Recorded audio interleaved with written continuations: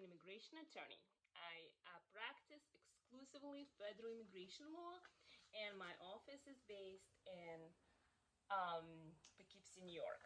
So let's talk about evidence of bona fide relationship. Essentially, we want to show to immigration that your marriage is real. It is not for immigration purposes, meaning that when the couple married, they intended for this relationship to last forever. And they intended to spend life together. So we're not trying to show evidence of perfect couple or perfect relationship. We're not trying to show evidence of everlasting relationship. We are just trying to show that this marriage is real. So there are a few things that couples do generally that shows that they are in a real relationship.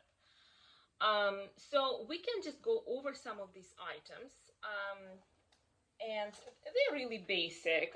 I'm sure you can find it online, or if you're my client, you have a list of these items. But those are marriage certificate. We want all the divorce decrees. If you own a house, we want a house deed. If you own a house, you must have a tax bill somewhere, homeowner's insurance. If you're renting, you have a lease.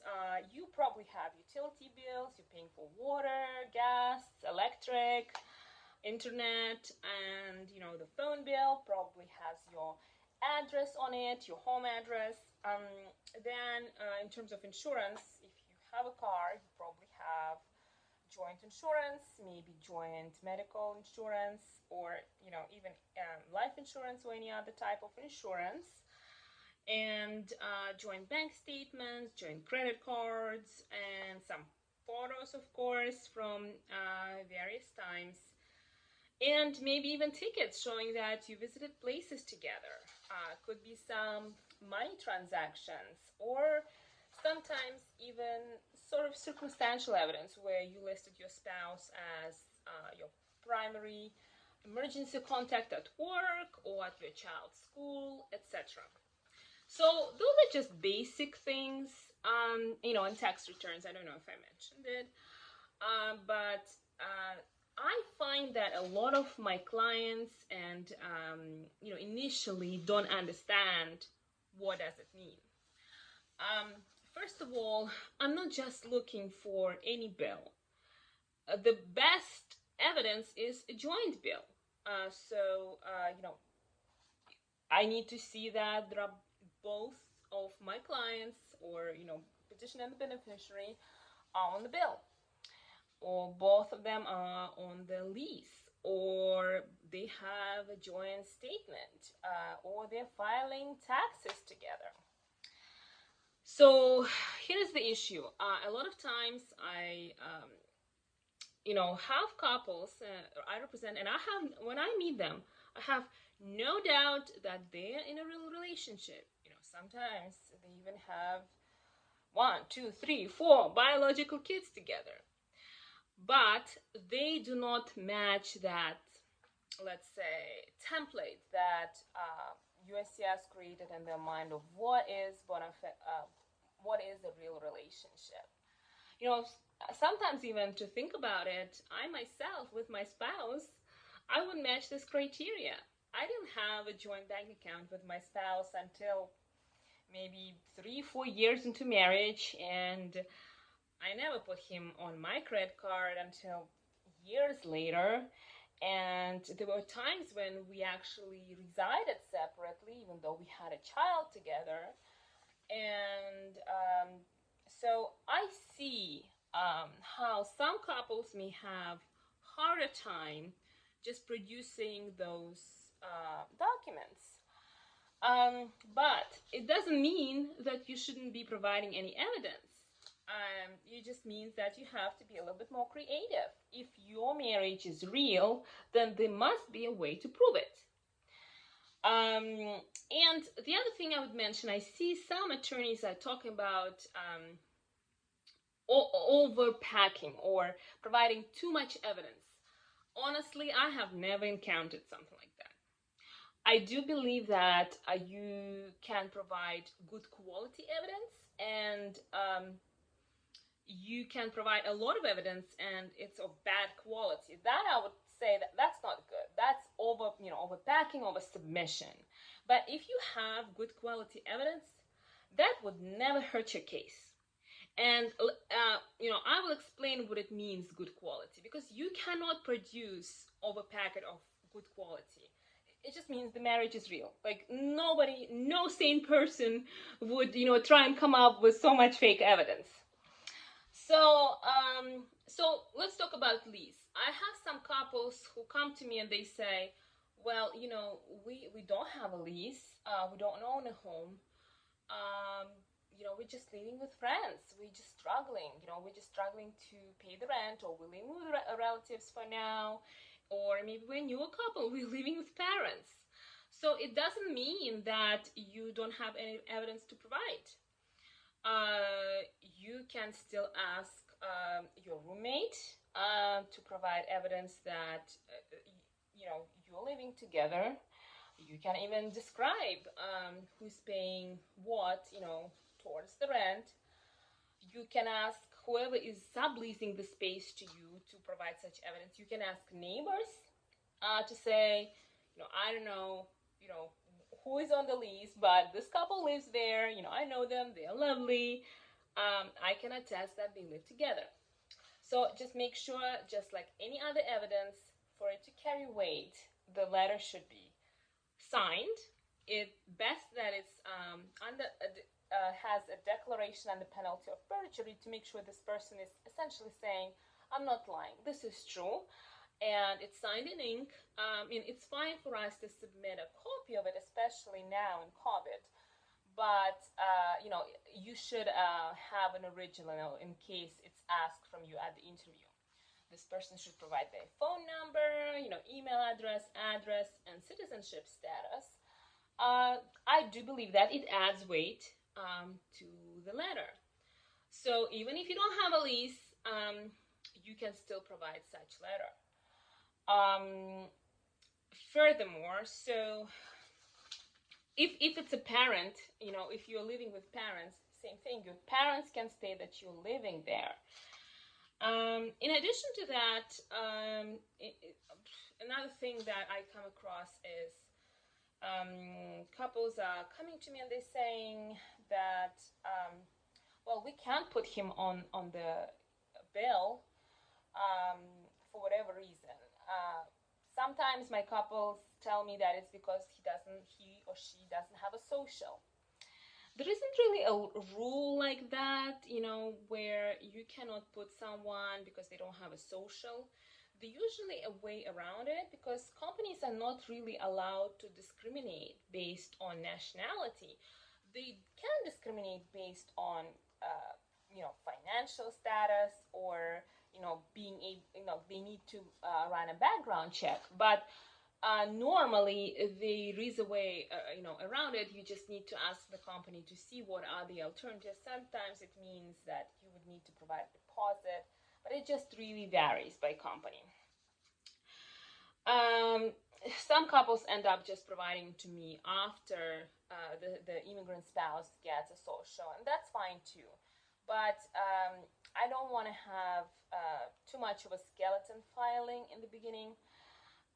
Because it's a red flag for immigration. You want to come to the interview and you want the officer to already have that feeling that it's a real relationship, and not come to the interview kind of like, oh, they provided just basically no evidence. Probably it's a fake marriage. So you don't want the officer to think that, if you have a real relationship. So for insurance,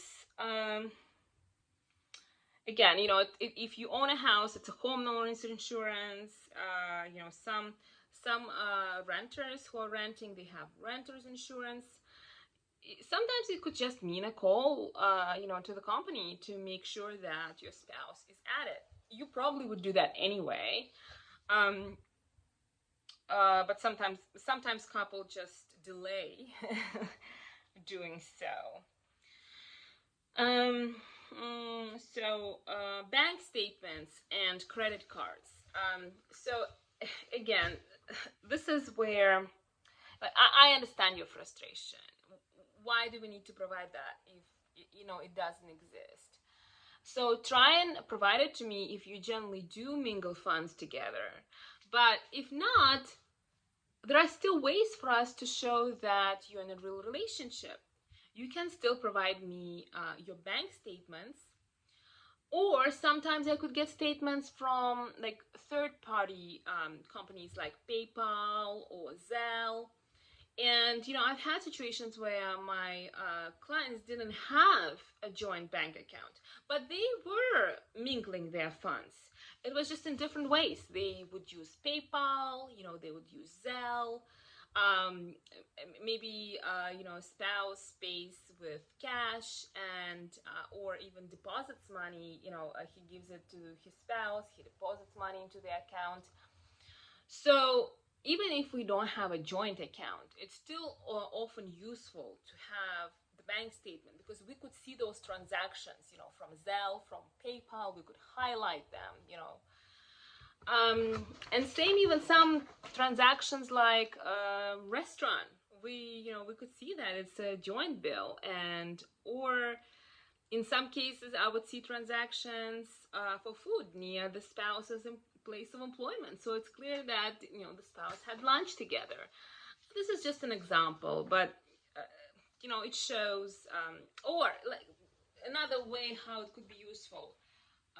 So how we talked about evidence of travel, and ideally, of course, we want that perfect proof where we have a ticket in both of the couple's names, we have reservation, we have pictures.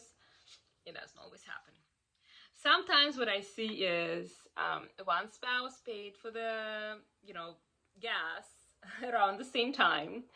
Another spouse booked a hotel, and then I see transactions for McDonald's on the other spouse's credit card in that town where hotel was booked.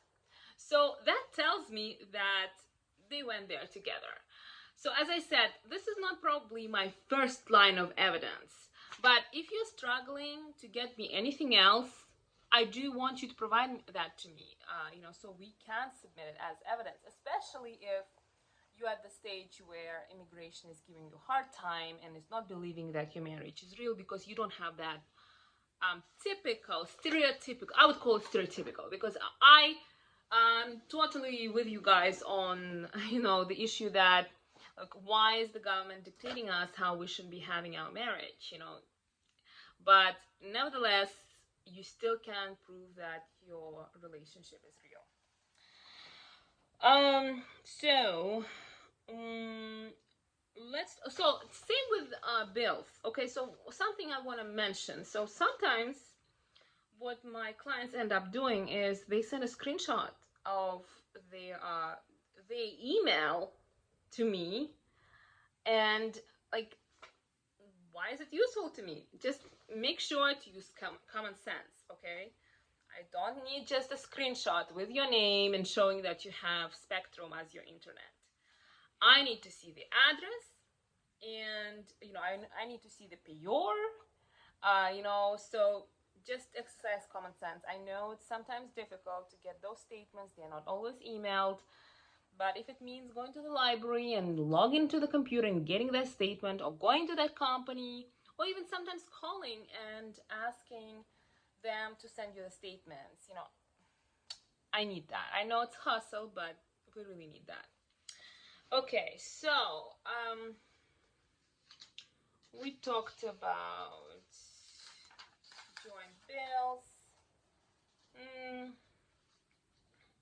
Again, so sometimes I have couples that, I had those couples where they don't have a phone together, they don't have a bank statement, they don't have a lease together, but I have no doubt their marriage is real. Again, you are the best advocate for yourself. Think about those places where you go that, together, for instance.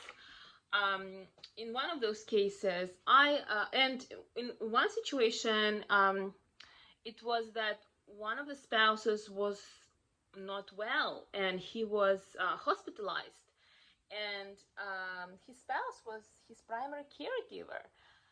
She was in the hospital every day visiting him. She was texting him every day, I'm coming at this time to your, to visit you, etc. If you don't have any evidence, again, statements. It doesn't just mean from neighbors, from friends. It could mean, ask a doctor. And not all doctors, would do it, but some would, even nurses. Some wouldn't mind. The best letter, of course, would actually describe how important you are to the caretaking of your spouse. But even if they just say that, this is the person to whom I gave the discharge instructions, that's useful. That's there to show that it's a real relationship. At least, one part of the evidence.